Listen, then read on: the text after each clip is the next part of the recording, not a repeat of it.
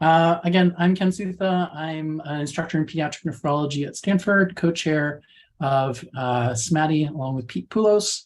Well, we welcome you all here to this mentorship meeting today on behalf of the SMATI, as well as the medical students with disability chronic illness, the Society of Physicians with Disabilities.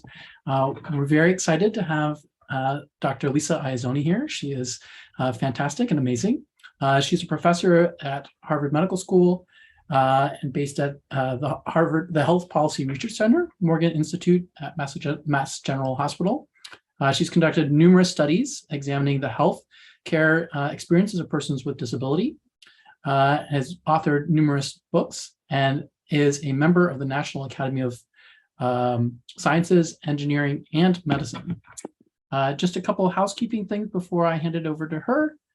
We will a brief word about some of the research studies that we have ongoing, as well as a presentation by Dr. IEZZONI, followed by a Q&A, and then we'll go into our randomly assigned breakout groups and return for large group kind of debrief and reporting out. For the large group, just to keep things in order, make note of which breakout room number you are in. We'll go team by team to report out and then have a free-form discussion. And remember to keep yourself muted until we're able to call on you. You can put things in the chat or use the raise hand function. I'll stop sharing. Dr. IEZZONI, do you have your slides to share? I also have them as well if you need.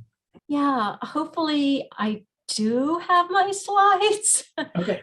And I turn green periodically when I first get onto Zoom calls. So this is my Wicked Witch of the West kind of appearance, but it will get better in a second. So for those of you who can see me, I am green briefly, but otherwise, I am a white woman with short gray hair, wearing glasses and a white sweater and trying to avoid the heat here in Boston. And I'm in my third floor and it's now 8:40 p.m. here. So I may or may not be as coherent as I would like to be. So I'm happy to be with you tonight. It sounds like this is just an amazing group of people who come together and are really supporting each other. And so I'm just really honored to be asked to speak with you this evening. So I was asked to talk about healthcare disparities. And so that's what I've been working on for probably 25 years. So this is something I can do. I was also asked to talk briefly, whether that's something I can do. Well, I'm going to make an effort to do that right now. Okay. So the basic question is, why in 2022, we're almost 32 years after the passage of the Americans with Disabilities Act, why is it so hard to make healthcare fully equitable and accessible to people with disability? So I'm going to actually report on a survey that I was privileged to lead. And I'll describe the survey methods a little bit, realizing that you are at different stages in your training. And so some of the survey methods, I'm just going to send you some little kind of tweaks about survey methods that might be of interest to you, depending on where you are in your training. Then give you a very high level overview of the results. And then I was asked to give you some discussion questions. And again, we suggested that the groups be split depending on where you are in your career and your professional's, affiliation and so on, because that might facilitate the discussion. So I don't know how you want to handle the discussion questions, but I can just go through them briefly at the end. Okay, methods. So there had been some localized surveys of physicians about their experiences with and perceptions of caring for people with disability. But we believe that we are the first ever national study to look at this. We were fortunate to get funding from the Eunice Kennedy Shriver National Institute of Child Health and Human Development. We realized that we needed to conduct a short survey. Whenever you want to publish in a high impact journal, which typically academics want to do, surveys are required to reach at least a 60% response rate. And so we know that to be able to do that, we had to go short. And so because of that, you're going to be disappointed probably in parts of our survey, because I will be able to tell you the what, but I won't be able to tell you the why. Okay, so we went shallow, but not deep. We couldn't ask follow-up questions to understand why we found some of the things that we found.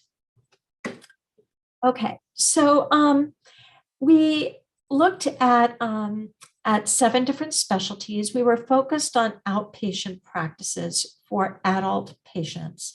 And again, we focused on outpatients because caring for people with disability is just somewhat different in an inpatient setting, because there may be, reasonable reasons, especially if patients are really sick or unconscious for whatever reason, are post-operative, that other people will move them, whereas in outpatient settings, it's very likely that people will want to participate actively in their care. So we focused on outpatient settings. We looked at the 7 specialties indicated here: internal medicine, general internal medicine, family medicine, rheumatology, neurology, ophthalmology, orthopedics, and we added obstetrics, gynecology. That might be kind of surprising to you, but one of the reasons that we did that is because one of my colleagues on the project was a general internist named Tara Legou, who had published a secret shopper type of survey a number of years ago in Annals of Internal Medicine that some of you might be aware of, where she basically enlisted her medical students to make calls to practices in various cities around the country and asked them if they would schedule a fictitious patient that she described as being unable to transfer independently, being overweight, having specific, I think she had diabetes or something like that, a health condition that needed attention. And OBGYN was the least willing to schedule the patient. And so we really wanted to understand that a little bit better. We also, because of how NIH grants operate, we could only ask for limited direct costs in a given year, and surveys are extremely expensive to conduct. And so because of resource constraints, the participant numbers were limited, and that meant that we could not, in a statistically rigorous way, compare findings across specialties.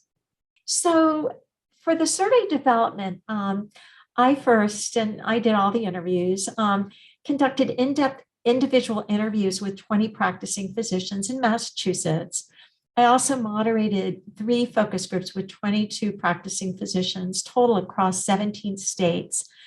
And this is best practices in survey design that you really want to go back out and kind of interview the people who you're trying to survey to find out what kind of questions you should ask them.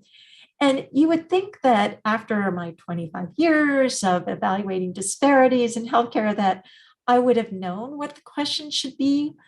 But in fact, we did find some kind of new things during the individual interviews, that especially around how physicians approach intellectual disability, to be honest with you, that was kind of shocking in some ways, although some of you might not be shocked by some of what we heard from the physicians. But anyway, and also vision, and I'll talk about that a little bit later. And people who are blind or low vision, we heard some kind of interesting things there as well. And so that added some new topics for the survey. We designed the survey iteratively, back and forth. Our team, had a bunch of meetings. We had 3 survey scientists on the group, and they were really very professional in how we developed the survey. We conducted 8 cognitive interviews to make sure that the questions were clear and identifying the concepts that we were interested in, and then 50 pilot tests to test the process of applying the survey. And then our final survey contained 8 modules and 75 questions. And if anybody wants the survey, just send me an email and I'm happy to pop it in the email for you. Okay. All right, so the survey modules are characteristics of medical practice. Then we have modules for mobility, vision, hearing, serious mental illness, and intellectual disability. We had another module about the Americans with Disabilities Act, which also included questions about attitudes. And then the final module was about the demographic characteristics of the participants. All right, so we randomly selected physicians nationwide, but then the specialties from a commercially available national list. We eliminated trainees, VA physicians, and we eliminated VA physicians because Veterans Affairs hospitals actually have somewhat different standards for access than do non-VA hospitals, because obviously they know that they're caring often for very significantly disabled patients. We were interested in only in outpatients, so we eliminated hospitalists, and then some other obvious reasons that we eliminated physicians, like those who are no longer practicing. We sampled 350 physicians in each primary care specialty, and then 140 in each of the 5 subspecialties for a total of 1,400 in the total sample.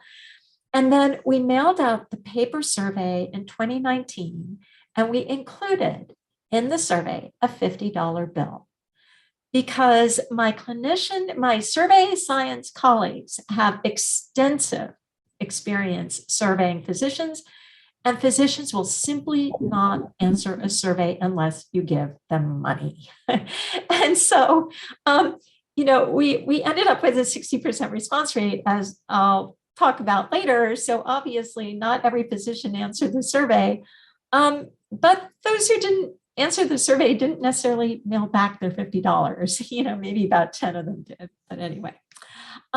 So participants could either mail back a completed paper survey in a postage page envelope or answer online.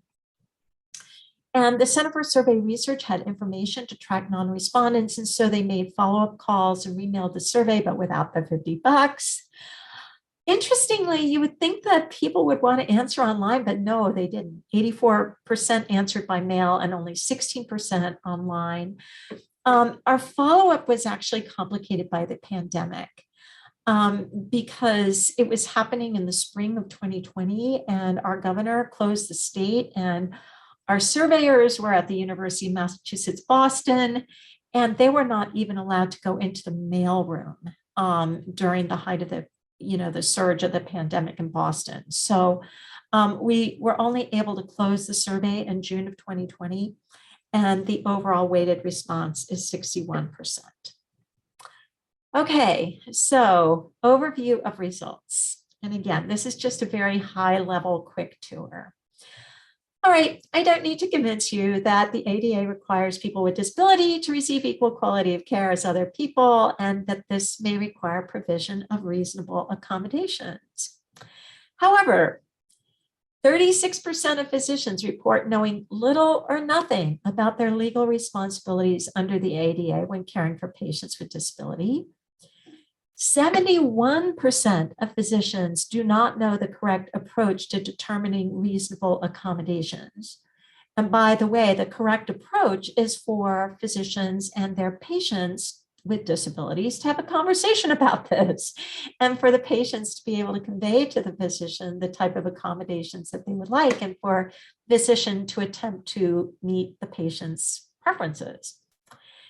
68% report at least some risk of an ADA lawsuit against their practice because of problems providing reasonable accommodations. All right. So obtaining weights. So this was a question that we asked in the module about patients with significant mobility limitations. Only about 23% of physicians always or usually used an accessible weight scale. Otherwise, about 8% of physicians always, 24% usually, and 40% sometimes ask the patient what their weights were. And we know from research that people who use wheelchairs significantly underestimate their weights. So if the vast majority of physicians are just asking their patients what their weights are, they're not getting accurate weights. Okay, so height adjustable exam tables. Again, this was a question for patients in the module about patients with significant mobility limitations. Only about 40% always or usually use a height adjustable exam table. This is higher for specialists, about 47% compared to primary care doctors, 36%. If you don't have height adjustable exam table, you could use something like a Hoyer lift or some other lift device, but 85% never use a lift device. 11% always, 28% usually, and 45% sometimes. So the vast majority of physicians get help from the person accompanying the patient to transfer them. But that is against regulations in the ADA for obvious reasons relating to patient safety. You know, presumably, if you have staff helping to transfer the patient, the staff are trained in how to do that. And there can be liability also if the person accompanying the patient gets injured. And so this is not a good finding either. Okay, so I mentioned earlier that in the interviews, I heard some things that I was really surprised by, and so added them to the survey. Believe it or not, I mean, this was really astonishing to me. The physicians who I interviewed said that they could not print out printed material in large font. Okay, think about that. I mean, large font, shouldn't that be as low tech as possible? But so you can see here that almost 37% of physicians never printed materials in large font for their patients who have significant vision difficulties, even with glasses or other corrective lenses. 19% rarely, and only 25% sometimes. So that's pretty staggering. We also know from prior focus groups with people with who are blind or have low vision that they like to have the exam room verbally described to them, and so they can kind of orient themselves in the exam room. But 24% of physicians never, 26% rarely, and only 20% sometimes just describe the exam room. And how low tech is that? I actually had a professor of ophthalmology call me after we published these findings to say, who told you that people like to have the exam room described? You know, and so I was forced to say, well, actually, people who are blind or have low vision told me that this is one thing that's helpful to them to orient themselves in this space. Okay, then finally, these findings got a lot of attention when we published them back in February of 2021. And that is that 82% of physicians report that patients with significant disability have overall worse quality of life than non-disabled patients, which obviously most of us would probably agree is pretty much typically an erroneous assumption. I also want to underscore that only 41% of physicians are very confident in their ability to provide equal quality care to their patients with disability as to other patients, and only 56% of physicians strongly welcome patients with disability into their practices. Now, obviously, you know, this question about 41% of physicians feeling that that they're not strongly confident that they can provide equal quality of care makes us wonder whether lack of formal education and training is a barrier for them. And about 8% said it was a large barrier, 27% said it was a moderate barrier, but 42% said a small barrier, and 22% not a barrier at all. So I'm not entirely sure what's going on with this finding, but there you have it for barriers of education. And then also, I've given so many talks to clinical audiences before, and I often have somebody shoot their hand in the air and say, but what about lack of time? You know, it takes so much time to care for people with disabilities. And so here we asked, how much is lack of time a barrier in caring for patients with disability? Only 14% said it was a large barrier. About a third, 31% said it was a moderate barrier. 31% also said it was a small barrier, and 22% not a barrier at all. So that's a very, very high level summary of our findings. And so I came up with a bunch of questions for discussion, recognizing that some groups may want to look at some questions rather than others. So how do we change stigmatized attitudes about disability? How do we improve physicians' confidence in providing equal quality care? How do we increase the welcoming of patients with disability into practices?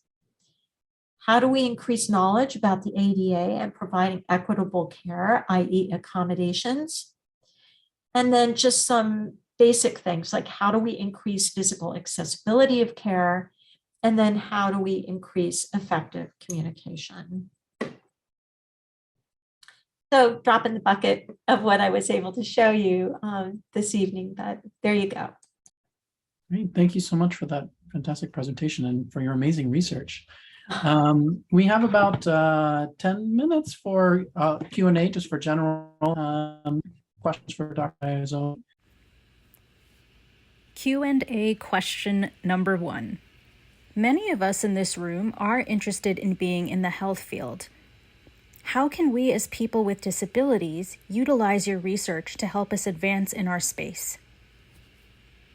I think that it's interesting because my friends in the disability community, and by the way, did I say this to you that I've had multiple sclerosis for 48 years and I've used a wheelchair since 1988. So I'm a like real live member of this community. I also experienced terrible discrimination when I went to medical school, which started in 1980. I was 10 years before the Americans with Disabilities Act. And let me just finish by saying I did graduate from medical school in 1984, but I wasn't able to go on to train because of discrimination. Okay, so I am somebody with a lived experience of discrimination in this area, and do not necessarily have the fondest recollections of the professors that I experienced back then. I do think that some things have changed, but obviously a lot hasn't, as you can see from our survey findings. So when I started publishing, and I'm using the first person singular pronoun, but it was obviously a team of people. Although I was the only self-identified with a disability member of our team, so I will speak in the first person singular pronoun. When I started publishing this, my friends in the disability community said, Lisa, you're not telling us anything new. We already know all of this stuff. And so I say, yeah, you're right. You know all this stuff because I probably interviewed over 300 people, with different types of disabilities. And so I've heard this, I've lived this myself. I've had my primary care doctor do a breast exam on me sitting in my chair, and so my response was, we already knew this, but now we have numbers. And to change policy, you need both stories, but you also need numbers because that's what policymakers respond to. And so those numbers, the 82% of doctors, our feeling was, and I'm sorry because I know that you have discussion time, and so you'll interrupt me, Ken, if I'm saying too much, okay? We do not feel that there was a positive response bias. Usually in surveys, survey scientists are worried that people are going to answer questions the way that they think that the listener or the person who's doing the survey wants the questions to be answered. We don't think there was a response bias. 82% said that people with disability have worse quality of life. Our feeling was they truly believed that. They thought that they were giving a response that everybody would view as cool. Of course, people with disability have worse quality of life. Why is this even a question? So I think that what you can do with our survey is use the numbers, use what we found to go out and question people and say, look, I know that this is going on out there nationwide. It may not be happening in my institution or in this institution. Can you tell me a little bit about how your institution approaches these kind of things? You know, to kind of not cast blame immediately, but just let them know that you're kind of cool. You know what's going on out there. And so you want to make sure that you understand what kind of situation you're getting into. But you also do need to know your rights. And it also is important to know whether there is a disability coordinator or somebody there who you can turn to make sure that those rights are respected and followed up on. Sorry for the long answer. Q&A question number 2. I'm so happy that your research exists. This is an area that is so under-researched. Whenever I do a literature review, you're one of the few researchers doing this work. I'm so grateful that you exist and you are doing this work, but there's so little, right? There's so little research out there. There's so little funding even available for this kind of work. What is your take on that? How can we change that? You're absolutely right.